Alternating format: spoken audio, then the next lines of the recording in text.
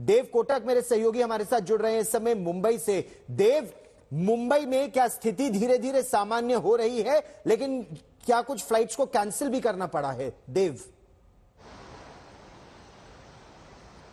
जी गौरव, साफ तौर पर आपको दिखा दे जहां पर हम हैं, कैंसिलेशन की तो अभी कोई सूचना नहीं आई है, लेकिन डिले ज़रूर चल रहा है। आप जो देख रहे हैं कि जिस तरह की लंबी कतार यहां पर फॉर्म होती जा रही है और लोग आए जा रहे हैं, क्योंकि आज के दिन जो सारे सिस्टम्स डाउन है, इसलिए अब मैनुअल चेक इन और बोर्डिंग करना पड़ रहा है। काफ़ी जगहों पर लोगों को हैंड रिटन, हाथ से लिखित पासेस, बोर्डिंग पासेस भी इशू कर दिए गए हैं। तो कहीं ना कहीं आपको देख के अंदाज़ा लग रहा होगा, ये मुंबई के छत्रपति शिवाजी महाराज अंतर्राष्ट्रीय एयरपोर्ट का नज़रिया है जो हम हमारे दर्शकों को दिखा रहे हैं। कि लेकिन ये आप जानते हैं कि ग्लोबल आउटेज का जो ये प्रॉब्लम है, कुछ घंटे तो बिल्कुल चलता है।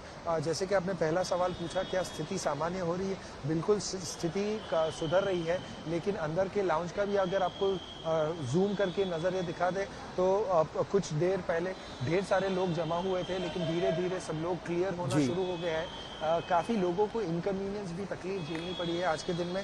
बूढ़े बच्चे भी आप देख पा रहे होंगे कि कतार में है।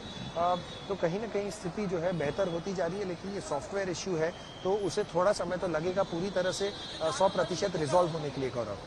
क्योंकि कई लोग तो ये भी कह रहे हैं कि अगर ये कोई साइबर अटैक है उसकी विस्तृत जांच होनी चाहिए। हालांकि क्राउड स्ट्राइक ने इस बात से इनकार किया है कि ये साइबर अटैक नहीं है। लेकिन लवीना, अस्पतालों में समस्या हो रही है, बैंकों में समस्या हो रही है, मैंने सुना है कुछ टेलीविजन स्टेशंस हैं उनके ब्रॉडकास्ट में समस्या हो रही है। इंग्लैंड में जमीनी स्थिति किस तरह से उस पर असर पड़ रहा है? और पहली बात, दूसरी बात, सिस्टम में क्या कुछ रिडंडेंसीज भी है, रेजिलियंस है कि अगर एक चीज खराब हो जाए तो एक बैकअप हो, आप प्लान बी पर चले जाएं, प्लान सी पर। और इस समय हम ये सीधी तस्वीर आपको दिखा रहे हैं, हांगकांग से आ रही हैं ये तस्वीरें। अब देखिए, अनाउंसमेंट भी नहीं हो पा रहा है तो एक व्यक्ति क्राबी की कौन सी उड़ान जाएगी, ये हाथ से लेकर एक नोटिस लगातार चल रहा है कि लोगों को पता चल सके।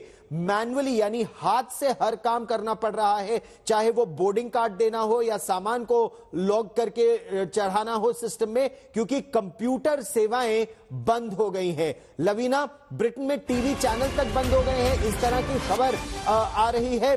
वॉशिंगटन डीसी की अगर बात करें, अब हम आपको अमेरिका की लेटेस्ट सिचुएशन बताएं। दुनिया भर में असर है, मेट्रो सर्विस बुरी तरह से वॉशिंगटन डीसी में प्रभावित है। और एक तरह से देखा जाए तो क्या, चाहे ईस्ट कोस्ट पे न्यूयॉर्क हो या वॉशिंगटन डीसी हो, लाइफलाइन है, अंडरग्राउंड सर्विस यहां पर। दिल्ली एयरपोर्ट पर मेरे सहयोगी अभिषेक आनंद हमारे साथ जुड़ रहे हैं। अभिषेक, दिल्ली में इस समय क्या स्थिति और आपकी क्या बात हो रही है सिविल एविएशन मंत्रालय से? हमारे सिस्टम्स में बैकअप भी है, रिडंडेंसीज भी है, या समस्याएं बड़ी हैं? देखिए गौरव, यहाँ पर बहुत ज़्यादा परेशानी नहीं हो रही है। शुरुआत में जो अचानक से ग्लिच आया था, जो आउटेज हुआ था, उसकी वजह से जितनी भी स्क्रीन्स हैं वो सारी ब्लैंक हो गई थी। वो सारी स्क्रीन्स लगभग लौट चुकी हैं। लोग अब ये देख पा रहे हैं कि कौन सी फ्लाइट कब आ रही है, कब जा रही है। और बहुत ज़्यादा भीड़ भी अब लोगों की नहीं है। जो पहले लाइन लगी थी, बहुत लंबी क्यू लगी थी, वो क्यू छोटी तो हो गई है गौरव, लेकिन एक समस्या है जिसका सामना यहाँ के पैसेंजर्स को करना पड़ रहा है, वो है डिजी यात्रा का काम नहीं करना।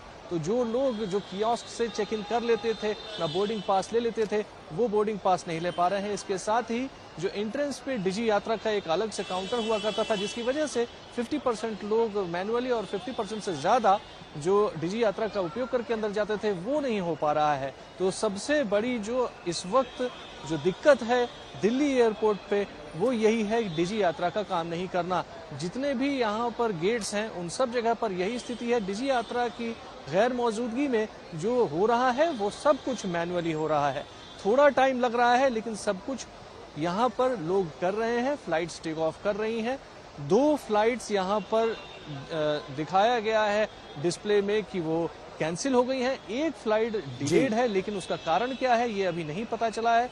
जब तक ये पूरी तरीके से फिक्स नहीं होगा गौरव, तब तक कोई आधिकारिक बयान नहीं आएगा। जी, आप तीनों रहिए मेरे साथ, क्योंकि समस्या केवल भारत में नहीं है। भारत में तो तेजी से सुधर रही है समस्या, लेकिन वॉशिंगटन डीसी से लेकर लंदन तक और दुबई में भी यह समस्या इस समय है। साइबर एक्सपर्ट पवन दुग्गल का इस बीच एक बड़ा बयान सामने आया है।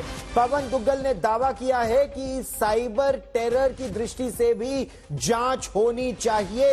ये जांच कराए जाने की बहुत आवश्यकता है कि कहीं ये एक अंतर्राष्ट्रीय स्तर पर साइबर अटैक तो नहीं है। सुनिए क्या कहना है साइबर एक्सपर्ट पवन दुग्गल का।